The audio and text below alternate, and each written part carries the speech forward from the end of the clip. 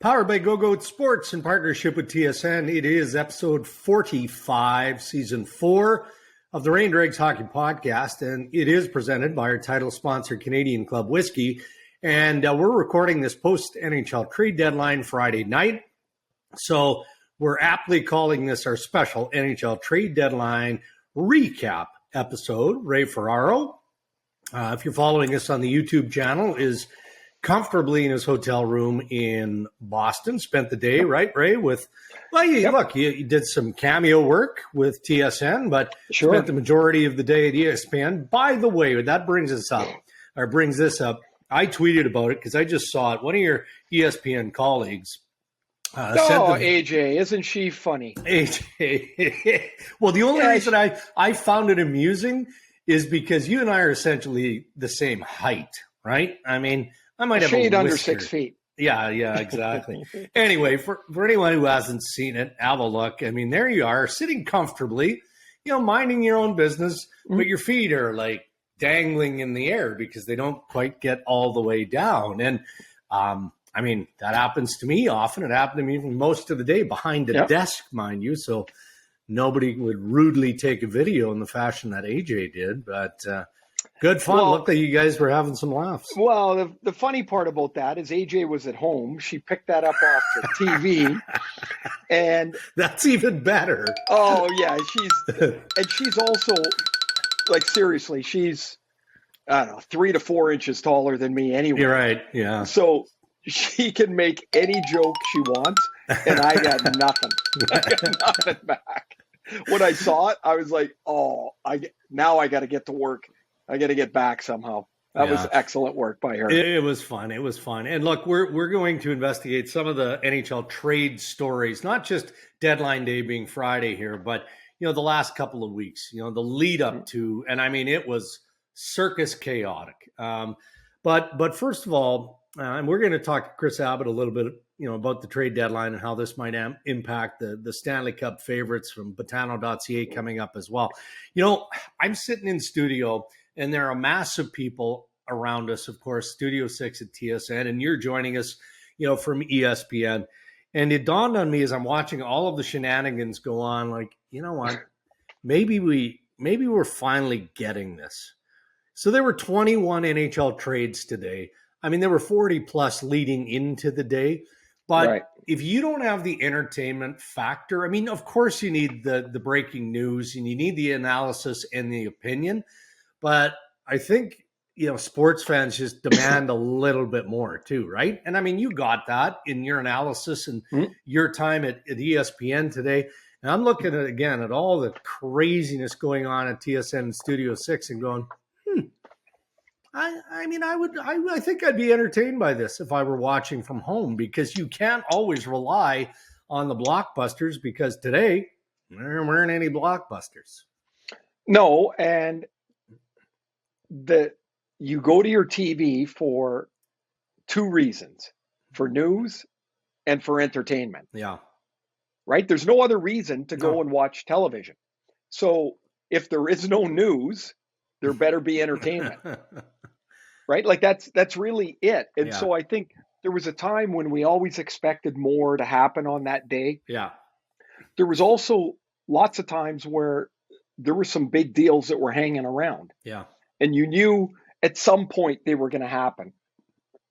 What I found this week last 2 weeks, with the salary cap so tight, the deals were so much more complicated. They took more time to execute.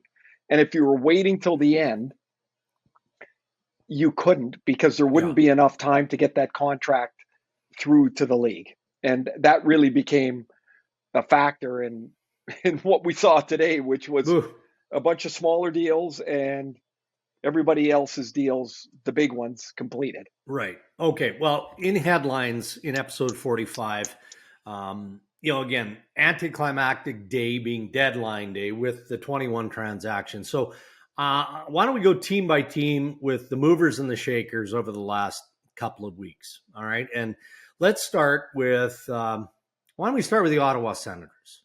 that Patrick Brown. No, I'm kidding. I mean, Patrick Brown's a depth center, but good on him. I mean, I was like, where are you going with that? Look, I'm not being disrespectful. Pierre Dorion said he was going to add a depth center. He gets that, Patrick Brown. Clearly, we're talking about Jake Chychrun and how, Chychrun landed in the lap of Dorion and the Ottawa Senators. But, as it turns out, the slow play for Dorion and Ottawa was the best one. May not be a play that qualifies them for the playoffs. Let's see how that goes with the remaining games. But your thoughts on Chychrun ending up in Ottawa? Well, you would know better than me, but it feels like, since this thing went on for a year and a half, that Arizona overplayed their hand. Yeah. Thought they were going to have more teams involved with more significant assets. Yeah. And then Boston went a different direction. And by doing that, Boston pulled the rug out of two deals. They pulled the deal out of Arizona for Chychrun. Yeah. The rug went out. And Columbus with Gavrikov. Correct. Yeah. Those were and so I think it's really, really important for people to realize that just because you're talking to one team, that team's talking to other people as well. Always. So Arizona they're trying to play this and one team off another and trying to get the 2 first-rounders plus a first-rounder that's already in the league. And, well, they didn't get any of that. Mm-hmm. And for other reasons, it didn't work. Now, Ottawa was also involved in those talks for a significant period of time, and they weren't going to trade Shane Pinto, and they weren't going to trade Ridley Gregg. Right. And so, as they're looking around, and man, Pierre Dorion said publicly at least twice, probably 3 times this year, we want to find a defenseman, and it just never happened because the prices weren't in the area he was willing to pay. Mm-hmm. And so it didn't work. He's looking in other places, and then all of a sudden, he's kind of the last guy standing. Yeah. So by staying true to what he was willing to pay, he ended up with the player that kind of fits best for him with the age and the contract, and he didn't touch anybody on his roster. Good for Ottawa. They've had an exciting couple of weeks. They're close. Yeah. They could get in. Sure. Why not? And if they don't, man, are they ever really primed to make a step again? You're right, though. I mean, Boston, LA, and even Edmonton. I mean, Edmonton was down the path in negotiations with Arizona on Jake Chychrun. It wasn't coming together. Sage old veteran Kenny Holland goes, all right, I'm out. I've got plan B, and plan B might be plan A, and that's Matthias Ekholm with the Nashville Predators. And I think that's what maybe Arizona fans have the most difficulty trying to make sense of. They look at the deal that Nashville got for Matthias Ekholm. They look at the deal that Arizona got for Jake Chychrun, and they're like, all right. Anyway, at the end of the day, from a Senator perspective, they ended up with the best. Okay, but so that's a good point, though.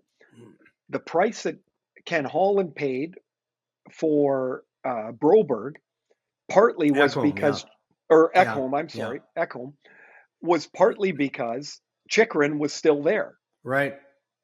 And as soon as Ekholm was gone, yeah, now the price drops because there is no other competitors for Pierre Dorion. Yeah. Some of it is timing that you make. Some of it is just timing that happens. And I'm assuming GMs end up on both the good and the bad side of that timing.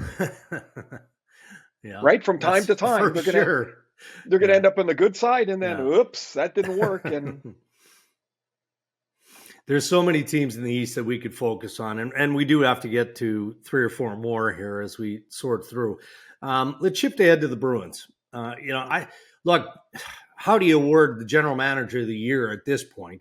And there are a number of candidates that are deserving of at least some level of consideration, but to pivot the way that Don Sweeney and the Bruins have is pretty impressive stuff. A great team that got that much better when they acquired Orlov and Hathaway from the Washington Capitals. Right. And, we got a problem with Taylor Hall. He's going to be out a number of weeks, put him on long-term injury.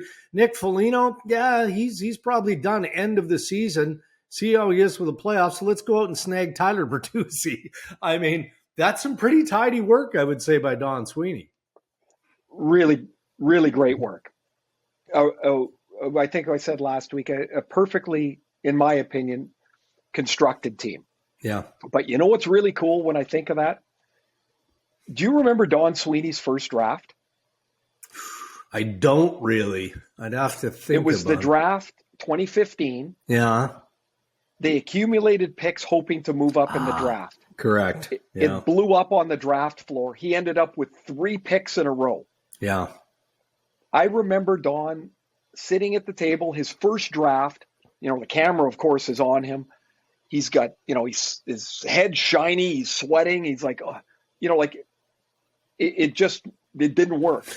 These years later, the experience he's put together, what they've built in Boston piece by piece, now he's got the wherewithal and the composure to leave enough room, to have enough room to make this trade that really was significant for them, given the injuries to Hall and Foligno, 2 left wingers. So it's funny, 6 years, can you hang on for 6 years to gain the experience? A lot of guys don't get that. But he did, and I look at the Bruins as the best team, and they got better. I mean, how about the start Orlov's had? Unreal. Are you kidding me? Yeah. Couldn't dial it up any better. No chance. All right. Not to put words in your mouth. Timo Meier, the best player traded of all of them, with great respect to some of these guys traded. And if you say yes to that, then does Tom Fitzgerald and the New Jersey Devils deserve our acknowledgement for arguably getting the best forward available via trade? Oh, I think he's the most impactful one. Yeah. Now, of course, there's Patrick Kane and Tarasenko, and they have a larger resume and a larger name brand, if you will. Timo Meier is in the peak of his career. Yeah, he's 25 years old. The Devils, they've been out of the playoffs a long time. They've accumulated young players, top of the draft players, Jack Hughes and Nico Hischier as number 1 overall picks in particular. Last year they used 7 goalies. They need a goalie. Fitzgerald makes that trade for Vitek Vanacek, and Vanacek is having a great year for them. Solidified the position. And now they've got a couple of free agents that they didn't trade nor sign, like Damon Severson would be one. Then they go get Meier. Man, the Devils are good. Yeah, they're really good. Fitzgerald deserves a lot of credit for that, him and his team, for putting those deals together. And he's already got the pencil sharp, right? He acknowledged that he's engaged with Jesper Bratt, talking about the idea of an extension, waiting on a response from his people. And the Devils are heavily motivated to extend Timo Meier. So it's a matter of time before they get that contract work. Oh, and Dregs, if I can put one more thing. Yeah. End of the year. Oh, yeah, here comes Luke Hughes. Oh, boy. Out of college. No kidding. They've got Simon Nemeth, their first-round pick from last year, who's in the American League. Yeah. Like, they have got a pipeline of young guys coming, too, that have the potential to be significant contributors. We talked about the moves that Toronto made. Trying to think. I guess we haven't acknowledged, you mentioned the Rangers and Tarasenko and Patty Kane. So we've talked about Toronto. Let's skip to the New York Rangers now. Is there enough of puck to go around with all those forwards? I mean, I watched them against the Ottawa Senators on Thursday night. They had a 5-minute major, right, with Austin Watson getting punted from the game with the high hit on Tyler Mott. And, I mean, part of your job is analyzing a power play, and I'm certainly not going to slice and dice the New York Rangers power play with Patty Kane playing his first game in a Rangers uniform. Right. Bigger picture for me is it possible to have too much of a good thing with the amount of offensive weapons that they have in New York now? Yep, 100%. Okay. The power play will be complicated. Here's why. You have one of the game's best one-timers in Mika Zibanejad, and they had him playing in the bumper position. Yeah. That's like, playing a basketball center as a guard, Yeah. or, as your best, in baseball, your best catcher, you're going to put him in center field. Mm-hmm. It's like it looks wrong, it feels wrong. Yet, which one of those guys, Kane or Panarin, are you going to take off the flank? It's hard. Yeah. Right? So, like, they have it. You can say it's a good problem if you can solve it. Otherwise, it's just a problem. And I think it's a complicated one because Zibanejad's best spot is on the top of the left circle. He, Pasternak, Ovechkin, Tage Thompson, they shoot that one-timer from the top of that left circle at the top of the class. Yeah. And now you're going to take Zibanejad and move him somewhere else. I think it will be interesting to see how Gerard Gallant gets all of those spaces occupied, with who and at what time. Yeah. I mean, it's a chemistry experiment there. So they've got time, and let's see how it pans out. Let's go back to deadline day being Friday as we record here, and some of the things that didn't happen. I mean, that's always interesting to hockey fans. Sure. I mean, you and I are on the same page when we look at the Carolina Hurricanes and how good a team that is. Yes. We had Rod Brindamore on the Ray and Dregs podcast, and at that time, Max Pacioretty was on the cusp of coming back, and he was so excited, right, to get this weapon into his lineup and how great it was going to be. And just sadly for Max and for the Hurricanes, he suffers another Achilles issue out long term, and now the Hurricanes, they've got a ton of cap space, but they lose a world-class player. So now they need scoring help. And I know that Donnie Waddell was in a lot of different conversations. The dust settles, and he gets Shane Gostisbehere, who adds a little bit of mobility and push from his defensive side, and a salary dump in Jesse Puljujarvi from the Edmonton Oilers. Right. How big of a miss is this for Carolina? Or when you look at the available forwards, with Timo Meier again top of class, we know Carolina was in on that, right? So is it as big a miss as it feels, just given the opportunity here that this organization had? It feels like a miss, but sometimes the player's not there. Yeah. Like, I think anybody can look at Carolina and go, they dominate play lots of nights. They have the puck a lot. They have one of the largest shot differentials of anybody in the league. Their goals for and against are miles apart, right? They're in really good shape. But it feels like they needed a goal scorer. And you're right. That's what the whole plan of Max Pacioretty was. They didn't need a complete player. They needed somebody to shoot the puck in the net once in a while. But if you can't get them, you can't get them. Right. Now, I guess you can always get a player if you're willing to pay an exorbitant price. And Carolina obviously got to a point where they said, that's it. This is as much as we're going to offer. And past that, we're not going to offer anything. So they've got a really good team. It kind of feels like the issue that stung them last year was they could have used an easy goal as they got into that Ranger series late in the series, and they just didn't get it. Yeah. So their offense has to still come from Svechnikov, who can be hot or cold, from Aho, who's not wouldn't be considered a one-shot scorer, from Seth Jarvis, who's still a little young, but a really good young prospect player who's going to score some goals. Martin Necas has had a fabulous year. But after that, you get into a lot of hope. Yeah. And they're a really good team. I wouldn't want to play them, but it's sometimes you get shut out and it's all you got. Yeah. Some wondered about James Van Riemsdyk and the Philadelphia Flyers and whether, he might be a fit there. And to your point, okay, JVR might be capable of being that, being able to put the puck in the net, to shoot it in the net. But what he's not capable of, at least in my opinion, at the state of where he's at in his career, is playing the attack game that the Carolina Hurricanes like to play, right? Okay, so say he can't. Play him on your fourth line. You're going to trade a fourth round or third round pick at most. Right. Clearly, Philadelphia didn't get anything for him. So as it gets near the deadline, you would have been able to offer, Anything. significantly less, Yeah. really. And if he's on your fourth line and he plays on your power play, maybe that's enough. If you play him for 10 games and go, you know what, this isn't working, well, it's a fourth round draft pick or a third round pick. That's a hypothetical, the pick, but it wasn't going to be more than that. So why not take a swing at it? They obviously felt, just to your point, that was a deciding factor for them, was his foot speed and whether he could play on their team. Yeah.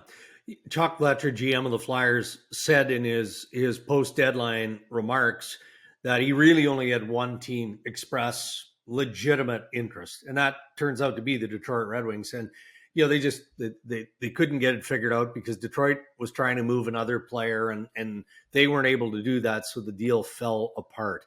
And man, the Philadelphia media, they are after Fletcher like there's no tomorrow here. And given everything that's gone through with the Philadelphia Flyers, not just deadline wise, just everything for the last couple of seasons, he's in trouble. I mean, that's not breaking news. We can all see that.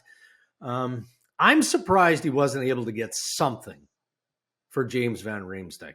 Something. Like Kelly McCrimmon, the Vegas Golden Knights have $3 million in cap space based on other haggling and the fact that, Stone probably isn't coming back before the playoffs. But again, maybe this is an indictment of what other hockey minds see, or better yet, don't see in JVR. But are you at all surprised somebody didn't step up and say, here's a 5th round pick, and yeah, you got to retain some salary, but we're willing to take a bit of a risk here on this player? I am surprised, but I'm also surprised that, because I do think Philly's stated they're in like a full rebuild. Have to be, yeah. But I want to say, given John Tortorella's comments in that letter a couple of weeks ago, we're nowhere near where we need to be. There's going to be change. And however the letter was stated, I'm paraphrasing, is that anything is something. Because now Van Riemsdyk's going to leave. You're going to get nothing. Well, leave or whatever, wherever he's going to sign. It's not going to be in Philadelphia. And so there's an asset gone. I don't. At some point, do you not have to go?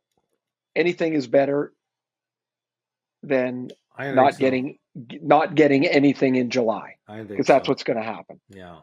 Given the state of where they are, that's not the same for every player and every team, but they got a long way to go there in Philly for sure. Agreed.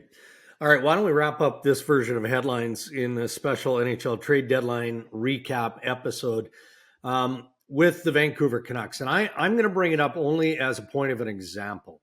On occasion, especially around trade environments like this, we report on scenarios, right? And discussions that happen.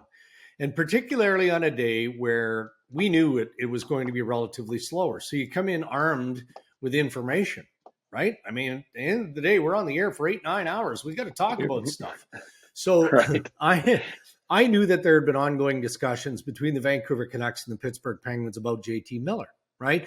And constant media speculation on, is there going to be a connection with Brock Besser, all of that. There was limited interest in Brock Besser, and maybe that changes in the summer. Who knows? But man, that market gets whipped up in a hurry. And, from the reporting of others in Pittsburgh and around the National Hockey League, further to my reporting on the discussions that Vancouver was having with the Pittsburgh Penguins on JT Miller, I mean, it just seemed to snowball into something. And at the end of the day, it turns into nothing because the Canucks weren't able to find the right fit for either player. But it makes it pretty clear, or at least it does to me, that because of the cap issues that the Vancouver Canucks continue to wrestle with, that one or potentially both of these guys are likely going to get dealt with in the summer. That seems to make the most sense to me. Well, you sure as hell know more than me. Yeah. That's for sure. JT Miller's contract, I believe the no trade kicks in July 1st. Yes. Yeah. So if it's happening, like everybody holds this trade deadline like it's the end of the day. Yeah. Because really the end of day for this season is the draft. It's not now. Right. How many, Dregs, you've been doing this a long, long time. How many deals get talked about now that fall short that happen in June? I know. I would assume it's countless, right? Yes. It's something you file away and go, Yes. yeah, I'm going to check on that in late May. Yeah. And so I don't know, but I would suspect that if they were talking about it now, they're going to be talking about it in May. Right. Yeah. And I think that's the same across the league Yeah. for other deals that felt like they might happen and then just didn't happen. Like we just talked about the Flyers. There were discussions around Ivan Provorov. Yeah. And didn't happen. No. Doesn't mean it won't happen in June at the draft. Yeah. And I also, you know what? Here's what I take issue with.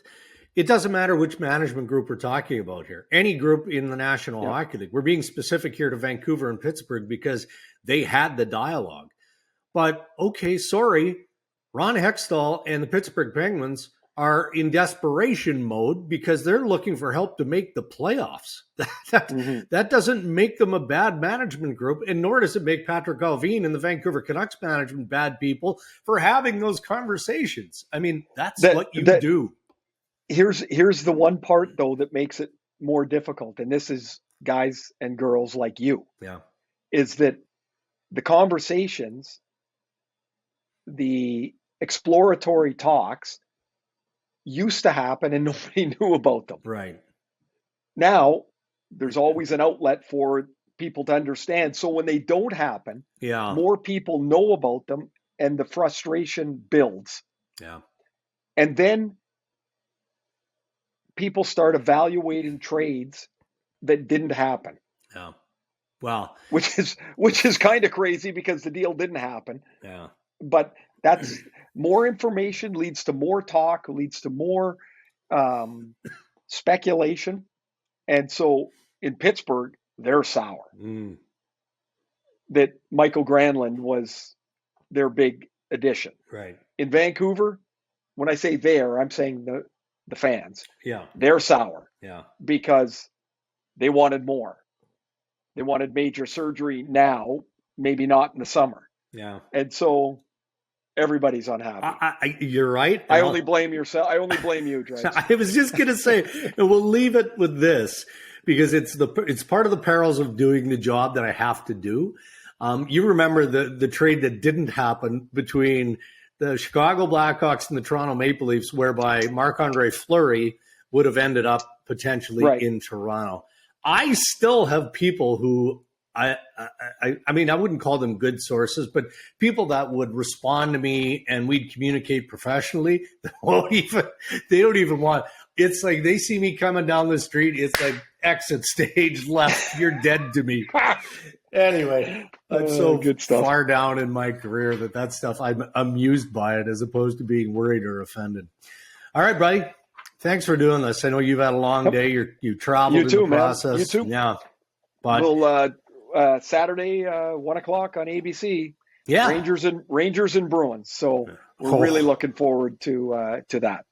Well, and I'm thinking the Rangers are going to have a little bit extra pop too, because I don't know if it was like Ottawa's playing some good hockey right now, aren't they? You know, Brady Tkachuk has that team fired right up.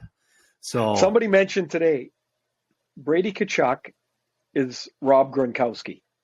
And I'm like, he is. He's like, everywhere Gronkowski went, there was like noise and chaos and production. And that's Brady Tkachuk. When Dylan Larkin hit him earlier in the week, and then Tkachuk scored, and he's going, keep your head up. I'm like, man, that's some old school stuff I'd love to see Brady Tkachuk in the playoffs. I really would, because I think he'd be in a frenzy for the whole series. You know, we're going to need more fodder for headlines in the future because the deadline's now passed and the playoffs aren't quite there.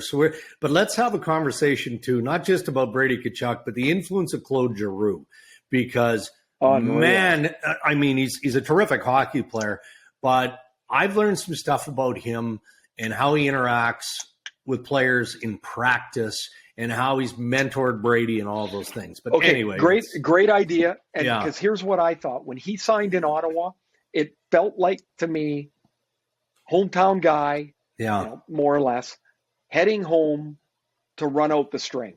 That's what it felt like to me. Was I wrong? He's been outstanding for them. As we sign off here, episode 45, you know what it means? You know what it says to me, Ray? That it's the weekend? It's the 3rd of March wrapping up, and it is the beginning of Mail It In March. That's what it is for me. Dregs, Mail It In March. Yes.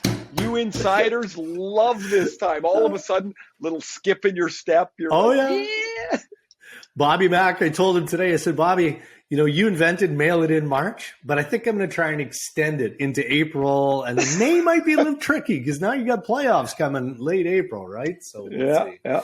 All right, buddy. Travel safe. Enjoy the game. Thank We'll you. be watching tomorrow afternoon, Saturday afternoon on ABC, and I look forward to Tuesday. Yep. Thanks for listening, everyone. Hope trade deadline was interesting. The last 2 weeks sure were, and enjoy the weekend. We'll talk next week. Yeah, big shout out to our partners here on the podcast. They make it possible. Our title sponsor, Canadian Club, who ask, are you over beer? Botano.ca, now available in Ontario. Remember, the game starts now. And by Doer, use code RNDPants, and you will save 15% off everything at Doer.ca. That is episode 45 of the Ray and Dregs Hockey Podcast. Don't forget, Tuesday, episode 46. We'll start fresh and start looking to the playoffs. Until then, stay safe, everybody.